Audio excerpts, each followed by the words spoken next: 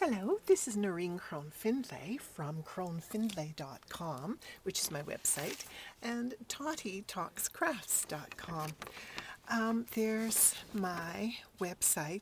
Now that's where you can find all kinds of my designs and patterns and things, and and order them.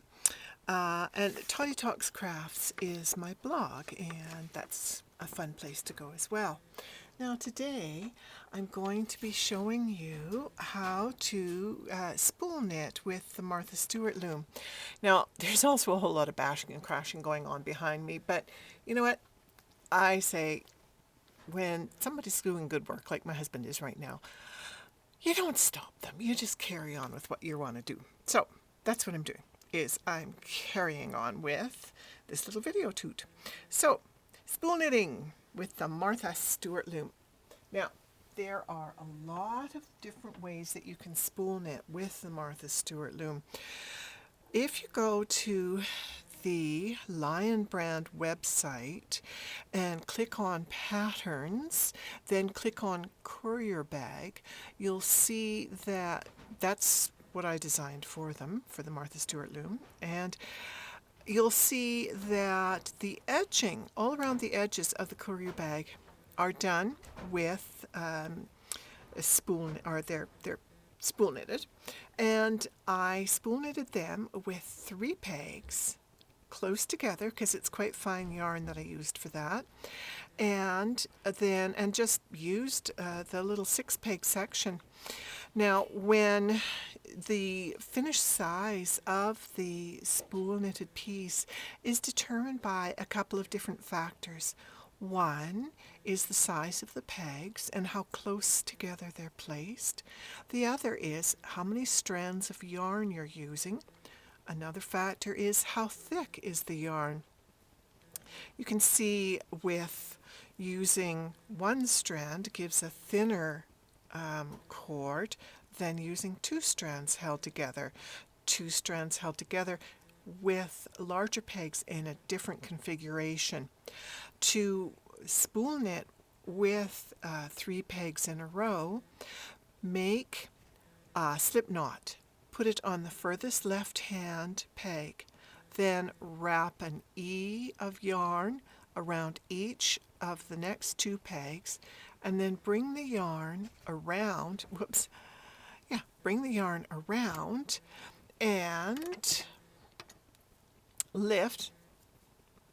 Actually, excuse me, usually I do go I go clockwise. So lift the stitch that's on your peg over the yarn that passes above it. And just keep passing the yarn and lifting. Notice that I never have to turn the pegs because I'm just working flat, and I hold it between my index finger and my thumb, and the cord comes down behind, and I just give it a little gentle tug, and that keeps the cord growing down behind your kind of nifty off-the-wall spool knitter. So that's how to do a spool knitted cord with 3 pegs in a row. You can also use, if you want to use this configuration, you could also use 3 of the pink pegs and go every other hole, so that you could make a larger cord using this style of configuration, or this, you know what I mean. And here's another way of doing it. Use one of the corner pieces. And again, what you'll do, I'm going to use, because this is kind of thin-ish, this is a number 4 medium weight yarn. Well, now I'll just use 1 strand. Make your E and reach through for the cross piece. So you've got your E, put it on the left hand peg. Now the yarn tail is going to go down the back of your corner section here, and make an E on the next one, an E on the next one, and then we're going to come around and we're going to go clockwise, and again lift the lower over the upper. Whoops, that little yarn piece shouldn't have come through there. And just keep lifting those lower ones over. Give your yarn end a tug to pull it down.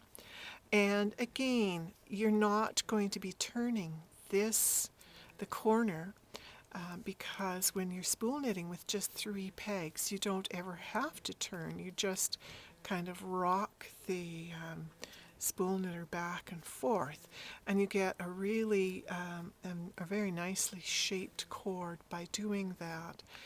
And so when you use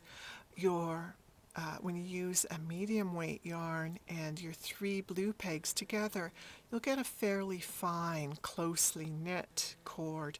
If you were going to use 2 strands together, you could go every other hole and use the pink pegs. That's what you do with a bulkier yarn. That's what I did when I was making the spool knitted edge for the woven heart that I did on the Martha Stewart loom. And so I used 1 strand of the Martha Stewart yarn. I think it's called, what's it called? Roving? No, whatever. I'll have to look that up and put that in a blog entry. But see, it's only 3 stitches. But again, you get a beautiful, thick, very pleasing cord. And that's done with just the 3 pegs. Again, never having to turn it. And it works really well. If you want to make a cord that is bulkier and a fuller, rounder, bigger cord, then here's a way that I do that. Now, I'm using the pink pegs because I'm going to use a bulky yarn, and I've put together the 2 pieces that are the U-shaped pieces. Now you have to put one of the pegs in each of the connector holes to keep it together. Now I really like using 8 pegs in this configuration, and either 1 strand of bulky or 2 strands of number 4 medium weight. Now I'm going to make a slip knot, and the yarn drops down the center of the spool knitter, and again we're going to make an E around each of the pegs. And now I'm going to be passing the yarn clockwise. Schmidt, wait a minute. Clockwise is that way. Okay, maybe this is Australian. Okay, I'm sorry about that. I'm just going to keep passing the yarn around this away. You can go clockwise, you can go counterclockwise.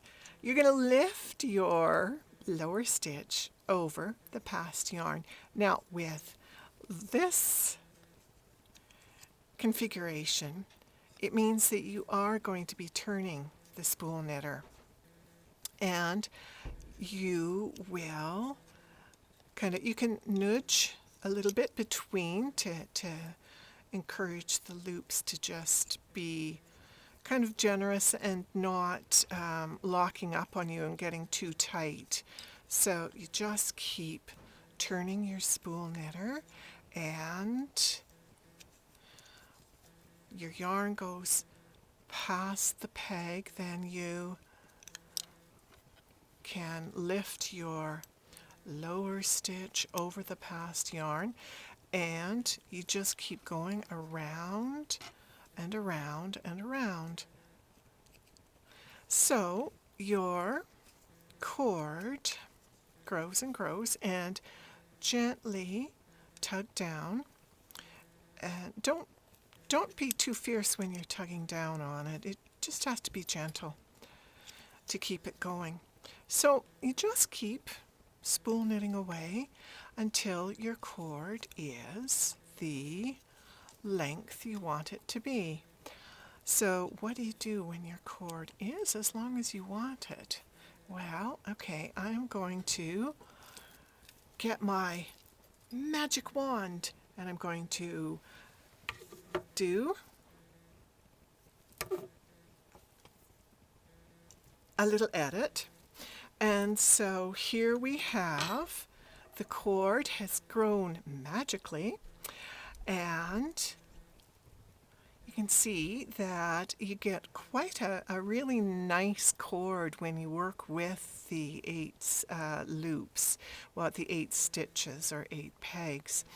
And when you've decided that it's long enough, then you cut your yarn, thread it into a needle, and lift and take it through. So this is the bind off that we're doing. Whoops, I dropped one there. And just keep picking up the stitch and lifting it through until you've picked up all your stitches. Then there you go. There's your cord, your spool knitted cord. Now you can pull it up to gather it if you want, or you can just leave it not gathered. But there you have how to spool knit in several different ways on the Martha Stewart loom. So this is Noreen Crone-Findlay at cronefindlay.com, and do go to my website and see all my wonderful designs, and tottytalkscrafts.com. Happy spool knitting, happy weaving, happy everything. Bye-bye for now, and we'll see you again another time.